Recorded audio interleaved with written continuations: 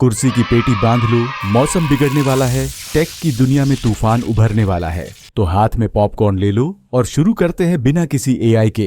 तो पहली स्टोरी है कि विकिपीडिया को इंडियन कोर्ट ने बोला कि वो एएनआई से जुड़ा कुछ कंटेंट अपने प्लेटफॉर्म से हटा दे, लेकिन विकिपीडिया ने साफ मना कर दिया और कहा कि हम कोई ग्रुप चैट नहीं है जो कोई बोले और हम तुरंत डिलीट कर दें।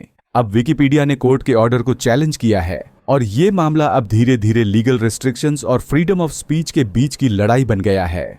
अब अगली स्टोरी है कि चीन में एक गेमर ने गेमिंग कंपनी पर केस कर दिया है। वजह यह है कि गेम में उसके कैरेक्टर को 4800 बार वर्चुअली अंडे और चप्पल से मारा गया। उस बंदे ने कहा कि ये हरासमेंट है और अब उसने कॉम्पेंसेशन मांगा है। लोग कह रहे हैं कि ये गेम था या इंसल्ट सिम्युलेटर। अब अगली स्टोरी है कि माइक्रोसॉफ्ट ने जो अपना पहला चाइनीज जॉइंट वेंचर वाइकरसॉफ्ट शुरू किया था, अब वो बंद होने जा रहा है।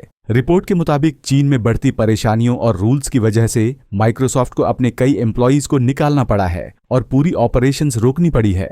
अब अगली स्टोरी है कि ओपन एआई के सीईओ सैम अल्टमैन ने फिर से डेवलपर्स को दिलासा दिया है। उन्होंने कहा कि एआई कोडर्स की नौकरी नहीं लेगा बल्कि उनकी प्रोडक्टिविटी बढ़ाएगा। उनका कहना है कि एआई सिर्फ एक हेल्पर है जो बोरिंग काम करेगा, पर असली सोच इंसान ही करेगा।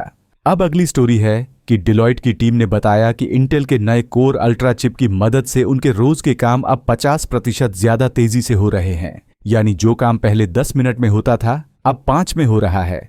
अब अगली स्टोरी है कि अपोलो हॉस्पिटल्स की सिस्टम पर हैकर्स ने हमला किया है और कहा जा रहा है कि पेशेंट डेटा चोरी हो गया है। अगर ये सच है तो ये बहुत बड़ी डेटा ब्रीच मानी जाएगी, क्योंकि अपोलो इंडिया का सबसे बड़ा हॉस्पिटल चेन है। अब अगली स्टोरी है कि कुछ इंडियन फाउंडर्स ने एक एआई स्कूल लॉन्च की है जो स्टीव वोजनियाक की कंपनी के साथ मिलकर काम कर रही है। इस स्कूल में बच्चों को सिर्फ पढ़ाई ही नहीं बल्कि रियल प्रोजेक्ट्स पर सिलिकॉन वैली जैसी कंपनियों के साथ काम करने का मौका मिलेगा। अब अगली स्टोरी है कि ट्रंप ने एक बार फिर टिकटॉक को लेकर बड़ा बयान दिया है। उन्होंने कहा कि टिकटॉक की डील ऑलमोस्ट फाइनल हो गई थी, लेकिन चीन ने बीच में टैरिफ्स को लेकर अपना डिसीजन बदल दिया। इसका मतलब ये है कि ये डील अब फिर से अटक गई है। अब अगली स्टोरी है कि एक आईफोन ग्लिच की वजह से एक जर्नलिस्ट गलती से व्हाइट हाउस के एक ऐसे ग्रुप चैट में शामिल हो गया जहां हौथी रिबल्स पर मिलिट्री एक्शन की प्लानिंग चल रही थी। अब अगली स्टोरी है कि अमेरिका की एक अदालत में एक आदमी ने अपने केस की सुनवाई के लिए खुद के बदले अपना एआई अवतार भेज दिया, लेकिन जज ने तुरंत पकड़ लिया और बोल दिया कि ये कोई वीडियो गेम नहीं है, ये कोर्ट है, तुरंत बंद करो ये एआई वाला शो। अब अगली स्टोरी है कि ट्रंप ने चाइना को धमकी दी है कि अगर उसने अपने 34% टैरिफ्स वापस नहीं लिए तो अमेरिका भी 50% तक एक्स्ट्रा टैरिफ लगा देगा। यानी दोनों तरफ से ट्रेड वॉर अब और तगड़ा होने वाला है। अब अगली स्टोरी है कि मैक्रोटेक ने अपने ही सीईओ लोधा के भाई पर आरोप लगाया है कि वो कंपनी के नाम का गलत इस्तेमाल कर रहे हैं और फ्रॉड कर रहे हैं। इसके जवाब में लोधा के भाई ने भी पुलिस में शिकायत दर्ज करवा दी है। यानी रियल एस्टेट में अब पारिवारिक झगड़ा खुलकर सामने आ गया है। अब अगली स्टोरी है कि नमिता थापर ने कहा है कि अगर आप हफ्ते में 70 से 90 घंटे काम करने का सोच रहे हैं तो पेरेंट बनना छोड़ दीजिए। उनका कहना है कि बच्चों के लिए समय देना जरूरी है, वरना सिर्फ पैसा कमाने का कोई मतलब नहीं रह जाता। अब अगली स्टोरी है कि एप्पल और सैमसंग अब इंडिया में अपनी प्रोडक्शन कैपेसिटी बढ़ा सकते हैं ताकि यूएस के नए चीन विरोधी टैरिफ से बचा जा सके।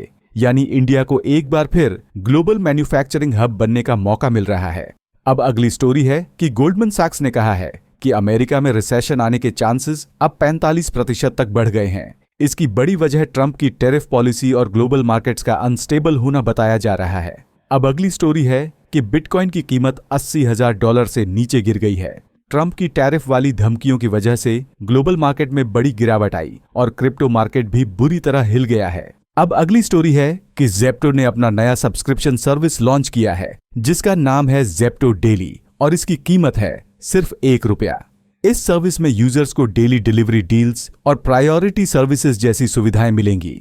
अब अगली स्टोरी है कि ओपन एआई अब एक बड़ी खरीदारी की तैयारी में है। रिपोर्ट के मुताबिक ओपन एआई एप्पल के एक्स डिजाइनर जॉनी आइव की एआई हार्डवेयर कंपनी को करीब $500 मिलियन में खरीद सकता है। इसका मकसद है एआई को सिर्फ सॉफ्टवेयर नहीं हार्डवेयर में भी लाना।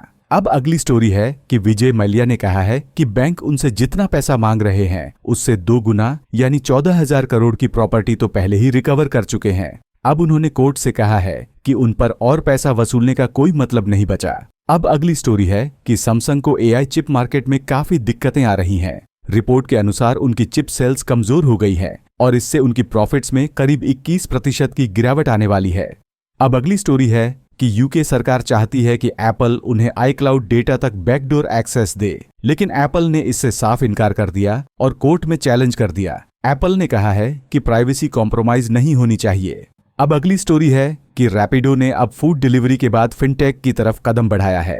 उन्होंने एक नया फिनटेक स्टार्टअप शुरू किया है जो लेंडिंग यानी उधारी और पैसे के लेन देन पर फोकस करेगा। अब अगली स्टोरी है कि सैम ऑल्टमैन ने गिबली स्टाइल एआई आर्ट को लेकर हो रहे बेकलैश पर जवाब दिया है।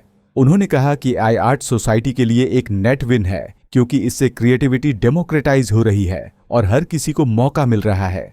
अब अगली स्टोरी है कि बीएसएनएल को 5G रोल आउट के लिए सरकार की तरफ से 61,000 करोड़ का स्पेक्ट्रम अलॉट किया गया है, यानी अब बीएसएनएल भी 5G की रेस में ऑफिशियली उतर चुका है। ऐसी डेली न्यूज के लिए और खुद को हर दिन इम्प्रूव करने के लिए सब्सक्राइब कर लो फिनटेक फायर को।